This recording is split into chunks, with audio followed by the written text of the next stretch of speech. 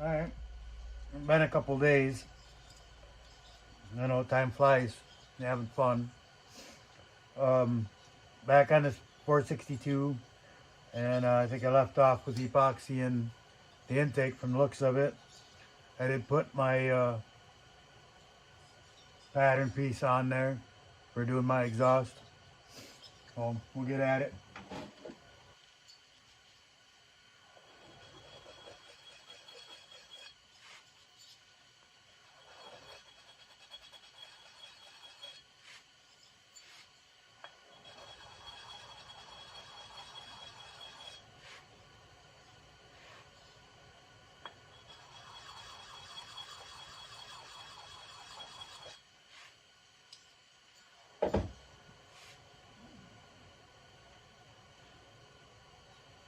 I always get a little epoxy on the face, right? I don't want it. I just sand it off flat. No big deal there. I put a lot of epoxy in it.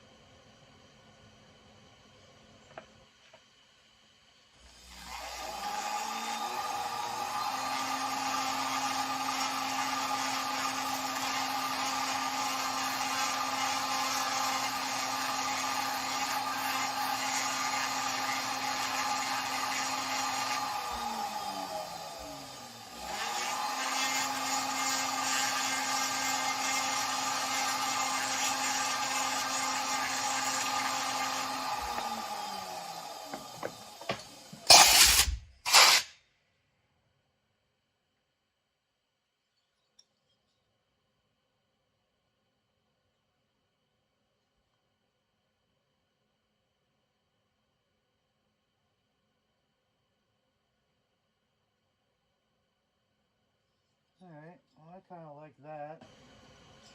I think I'll move on to the reshaping the exhaust port.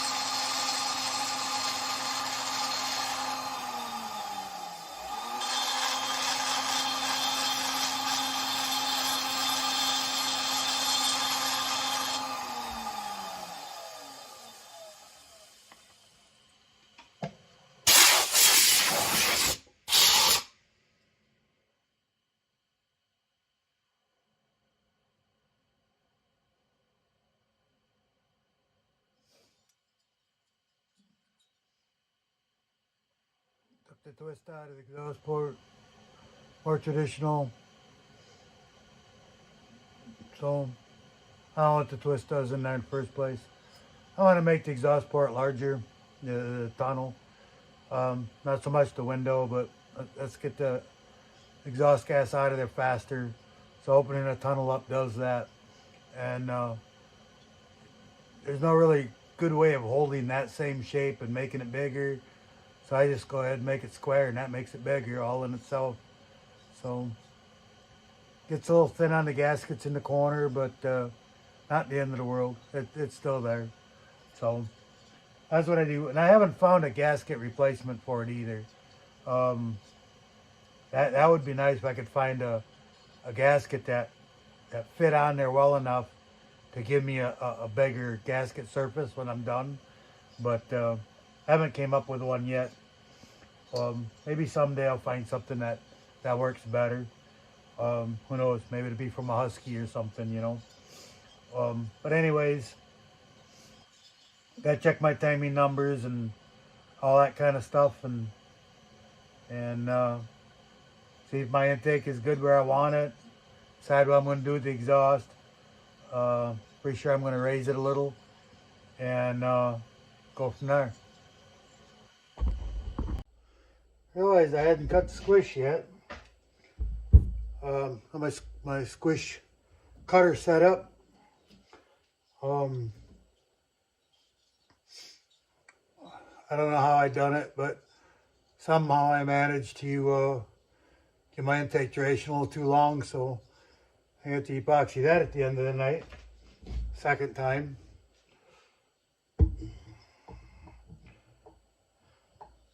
I get it right next time though.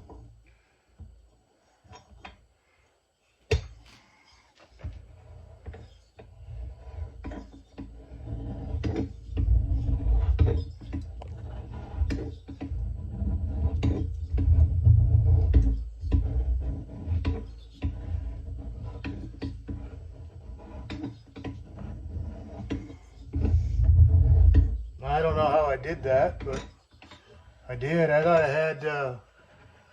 had the number I wanted, and where it landed with the ridge in there, and so I went ahead and cut my epoxy down to that ridge, but somehow I changed it.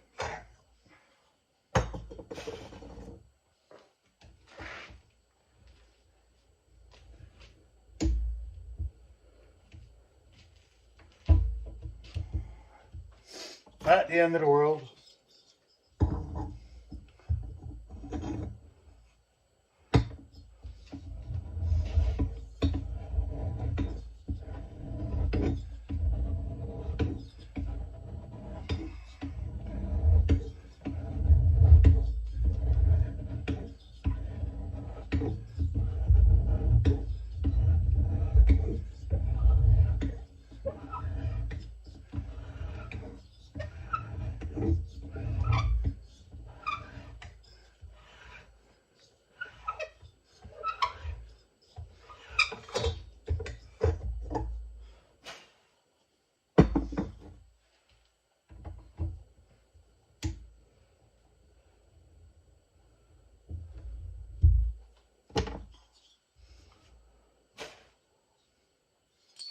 I got to put 20 thousandths, so roughly thereabouts, of epoxy in there. It's not a lot. Just add a little in there and grind it back out.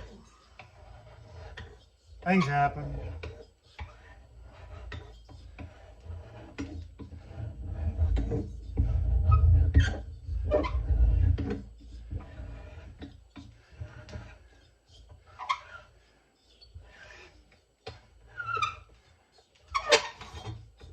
I might have taken a little off of that ridge when I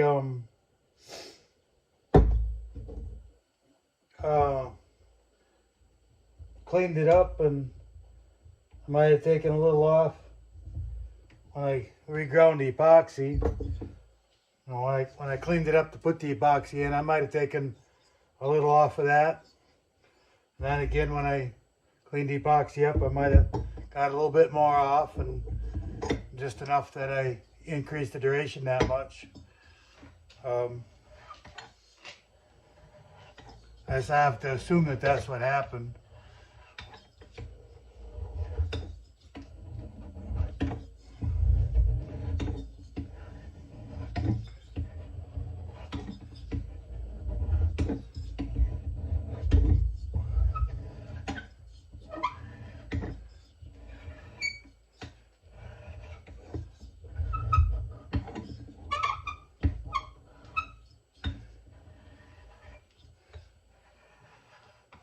You guys tell me that I gotta put oil on this. And the only thing the oil is gonna do is hold that swarf in place on the sides and scratch the sidewall. The squeak that you're hearing is more from the base rubbing on the bottom of here than anything. And you know, if I put oil in it, now I'd have to wash it out, re-oil it, turn it. There's no way that this polished shaft, I've polished this, can possibly scratch or hurt this bore. This plating is a lot harder, and you're covering a large area. There's just no way, you know. Now, if I had a big burr on here, then yeah, you know, that might put a scratch in there. But other than that, you're not going to hurt anything. I go check, see where I'm at.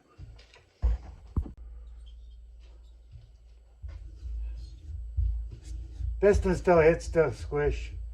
Still got interference.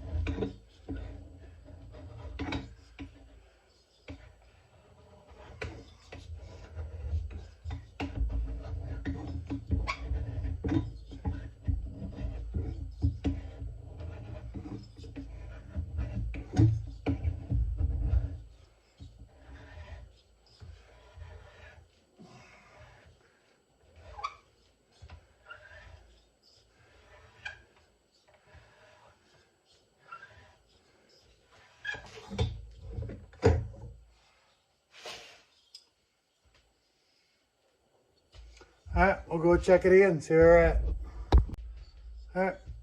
Alright, check my squish. Says I'm at 15. We'll take 4. And I'll hit it with my sanding block and that. So I'll do 4 here, and then we'll move back over to the saw and do the sanding block and check the squish again, see where we're at. Should be awful close.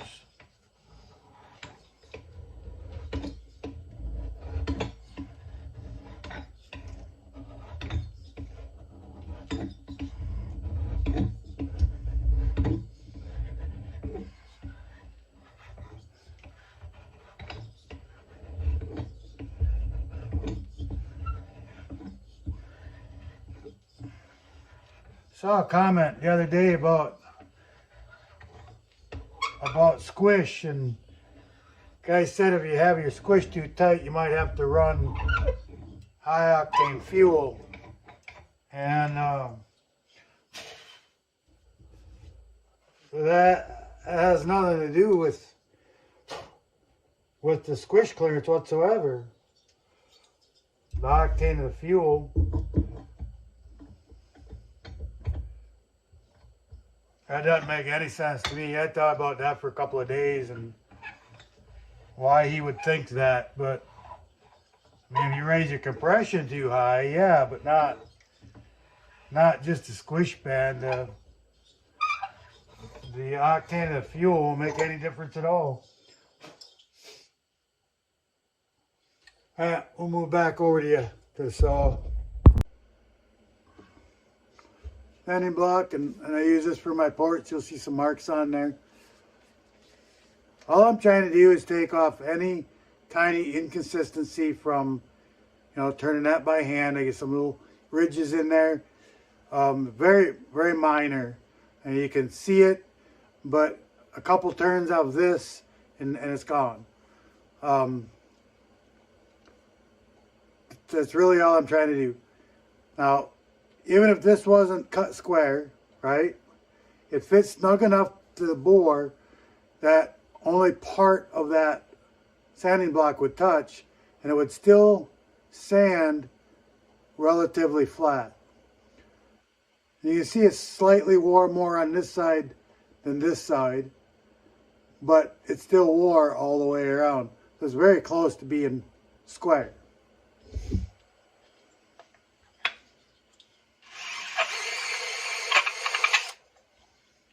And it was square when I made it on the lathe. And it's just a very light polish. I mean, that's all I'm going to do to it. It's hardly anything.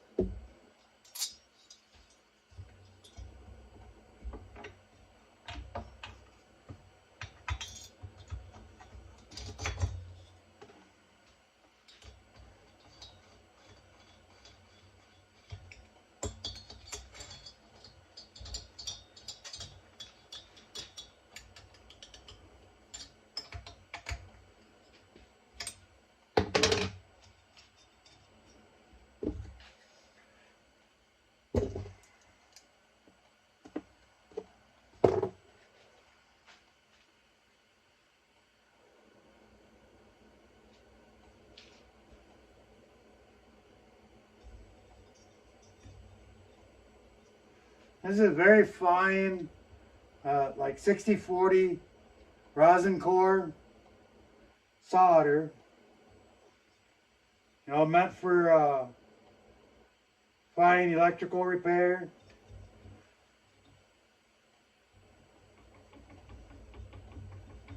It's like 30 thousandths or 32 thousandths, 1/16, whatever. It's what I use. I just do it on one side. I try to shoot for directly over the wrist pin. You go front or back, there's a good chance that piston's going to rock a little, give you a false reading. I know it can rock a little side to side, but less chance of it when you're right above the wrist pin.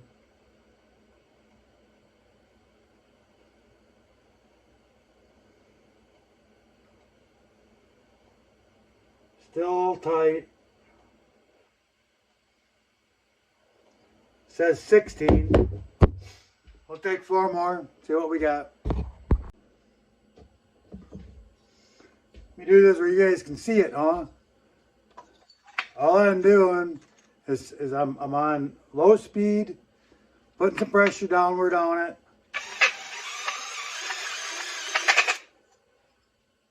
Just a little bit. It's not much.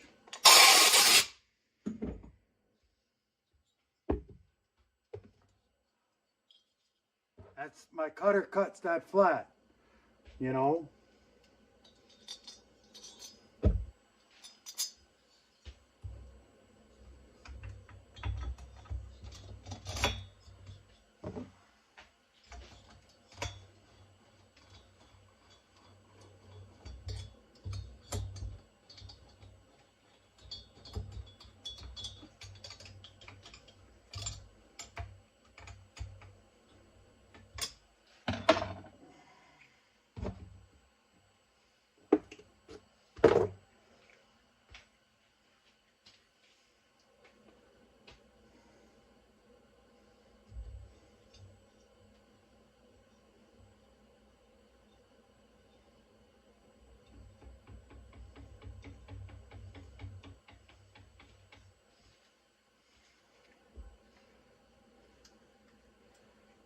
You check like I'm doing, put the solder in there and rolling it over. I'm not squeezing the solder very far, right? To get 20.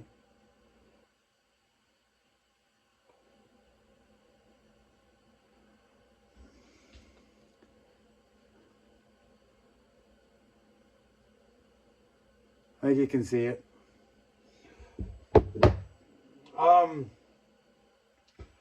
So like I come over here and it said 15. I took 4 more, I go back, I come back, it says 16. I could only change 1 thousandths. How can that be? The solder, the further you squeeze it, the more it springs back. That's one problem, right? And the tolerances in the motor compress further and gives you some false readings.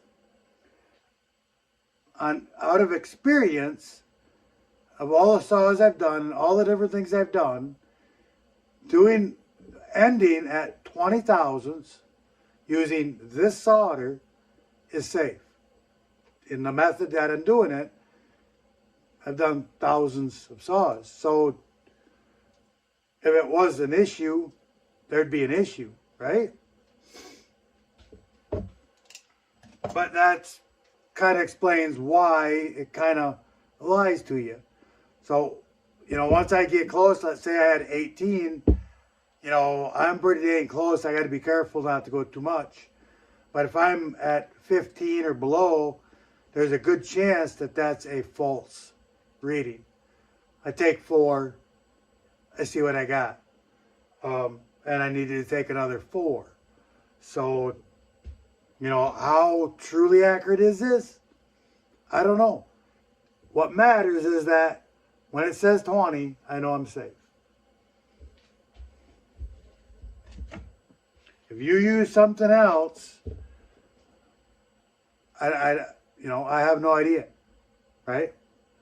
I could possibly use something else and see what it actually truly is, but it's not a huge concern to me.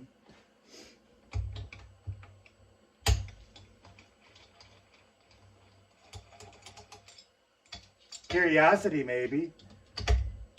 You know, I'm sure it's tighter than 20. You know, I've thought that for a long time,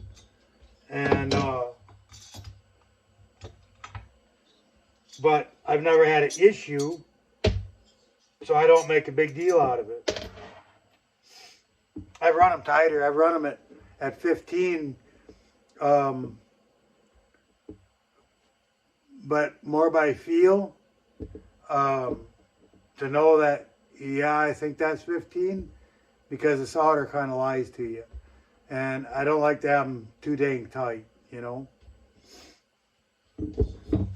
So I made up this chart. My math is over here, but I made up this chart for the squish relief, right?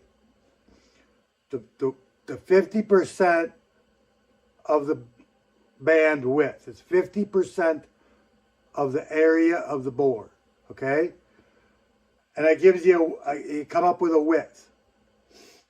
So 52 millimeter on my chart says that my band should be 300 thousandths wide, or 7.61 millimeter. This is a letter N drill bit. Right there says 302. I use that for my gauge because it's easy to see it. I can drop that in that cylinder and I can see how much I need to cut my squish band, bevel, everything beyond this gauge to the center of the cylinder needs to have a bevel on it to give some squish velocity relief. Okay? You got a round circle and you're squeezing air up, but then it has to come into the center, right? That's where it all has to go. And it can't move fast enough over a wide area because being round, it's all coming together, right? Pointing at each other. Have all those little pies, right? Shove it in there. And it creates similar to a hydrolock. Okay? Just in pressure. So you get a high pressure, even though you have a lower compression number, the pressure there is really high. So you need to relieve that no more than 50% of the bore. I go just a little bit more. I relieve it just a little bit more than what this gauge is going to tell me. So we're going to set up for that. How much relief angle do you need?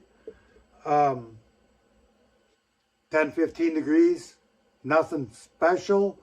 Just give it some relief. You know, give that air someplace to go so that it's not being trapped up there, causing a basic hydrolock or high pressure problem.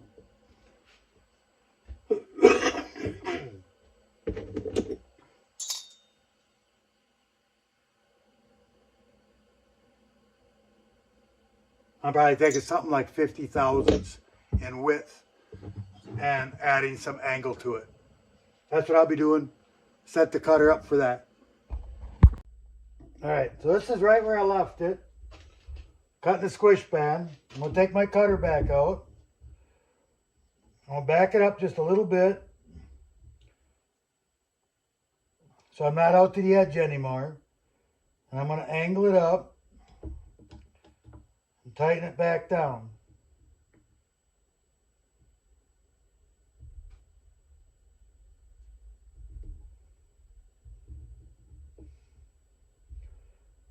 And I wish I had a better system for this, but for now, that's what I'm doing.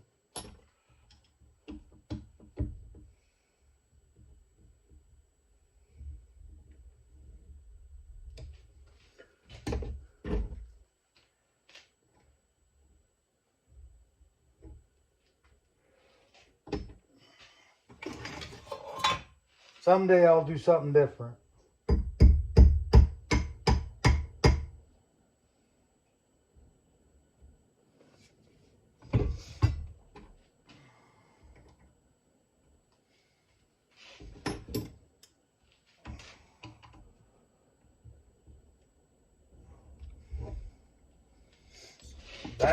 Back my adjuster off. You know, raise my, it's basically lowering the cutter, raising the base, lowering the cutter, right?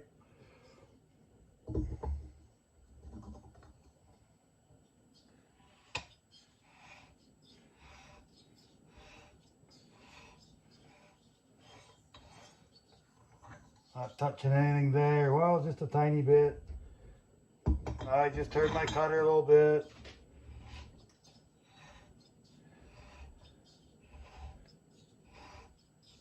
Yeah, it's like I'm just cutting the corner of that edge off.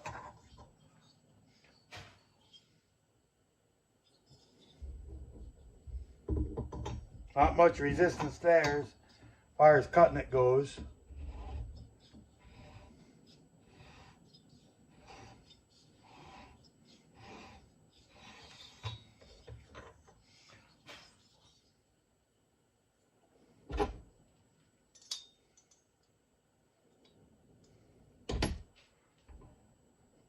theoretically, I should end up right back where I was, but once you move that cutter, there's no guarantees that that's right where it needs to be. I made that mistake more than once. I would just back it off and go at it nice and easy, and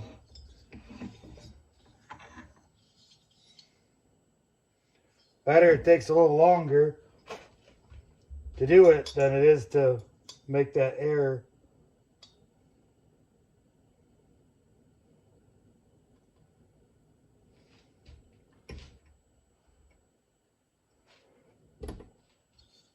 I'm very close to where I want to be. Just take a little bit more. I just want to be a little bit less than that drill bit, so that my squish band is just less than 50%. I just do a visual. It's good enough.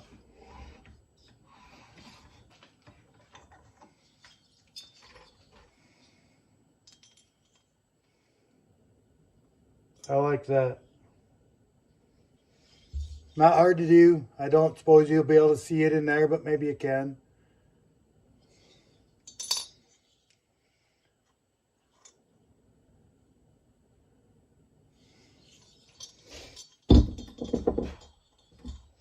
Alright, we're done over here. We'll head back over to the saw. Alright, so squish is cut, relief is cut. We're done with that. Threw the cylinder on there. My exhaust port's perfect, right where I want it. I make these blocks up, right, for each model saw.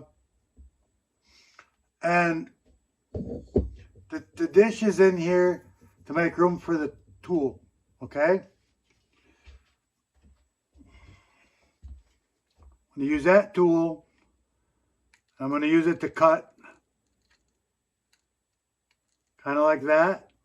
So I have room for this tool, right? The head here. These wear, you know, and I have to surface them. And I do it in a lathe, chuck it up in a lathe, and keep surfacing that nice and smooth. And eventually I have to make a new block. However, as they wear, I add tape on the bottom, right, to adjust my height. And after I get kind of thick with the tape, I peel it all off, and I slide a ring, piston ring, right up in the cylinder, up in the top, and use my block some more. And when my tape gets kind of thick, I'll put a second ring up there, third ring, right? Whatever I got to do. And eventually, I say enough's enough, and I throw it away, and I make a new one. These things swell and shrink with humidity, winter, summer. It's drier here in the winter, so they shrink, and they swell in summer with humidity. So I have to make two of these. One's winter, one's summer, and you can't do in between because it won't fit. If you do a winter one, it shrinks enough to where it catches on the ring. You wouldn't think it could shrink that much being this small, but they do. Pretty sure I got to put a ring in this one. So I'm just going to put it in there. I keep track of my rings. Top ring in the top, bottom ring in the bottom. Right? When I put it back on the piston, you'll hear me say that almost every video. And I do the same thing when I'm using these rings in the cylinder. Top ring goes in first. I have to put a second ring in.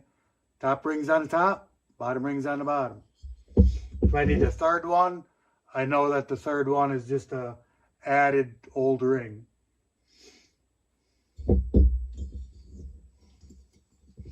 This also checks and ensures that I have cut all the way to the outer edge of the cylinder wall and up, and not made a ridge in there.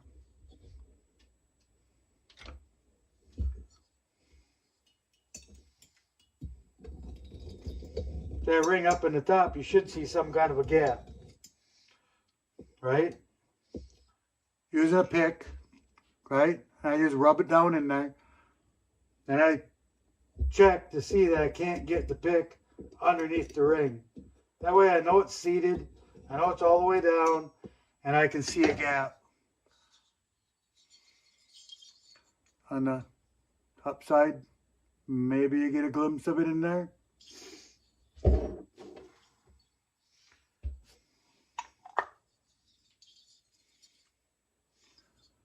You can get it, you can look in there and kind of get an idea how much the blowdown is going to be, right? Because this is for transfer ports now. I'm doing transfer ports.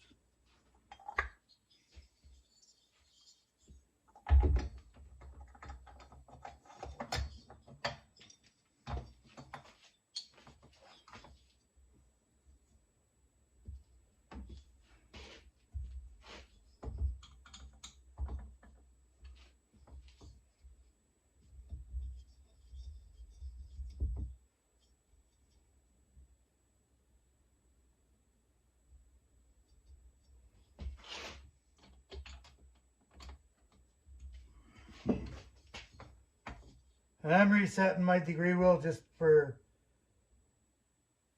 simplicity here. It's easier for me. 124 is too much in duration. That's not from top dead center, that's duration.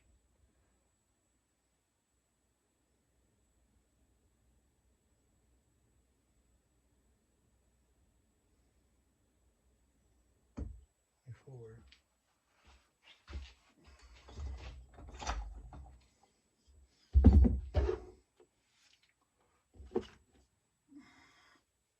Two-inch masking tape.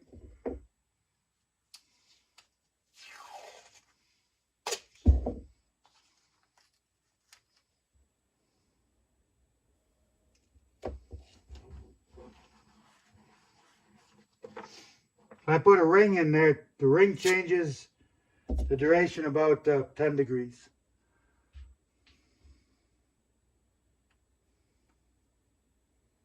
Duration.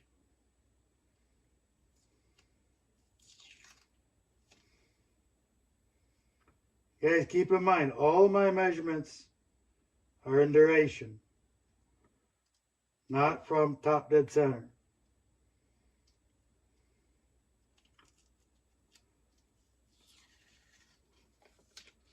I don't need to know what top dead center is. I don't need to go find it.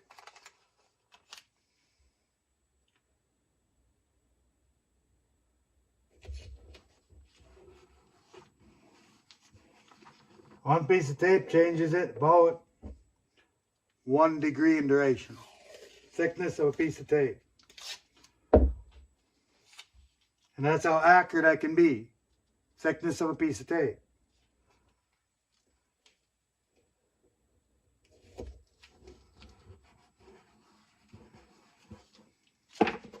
You can't scribe a line.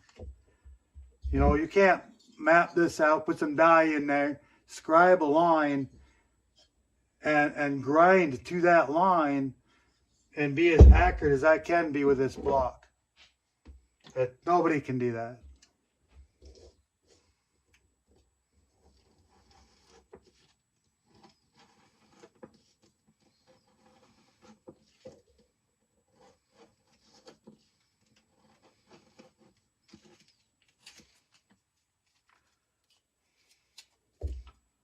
I'm not even so sure that the CNC guys can do that. But they're set up. Maybe they can. I don't know. You know, that CNC thing's not my thing. I don't have one. I'm not going to buy one. I doubt that it can do every aspect of the cylinder. Maybe they can. I mean, some of these machines are pretty phenomenal today.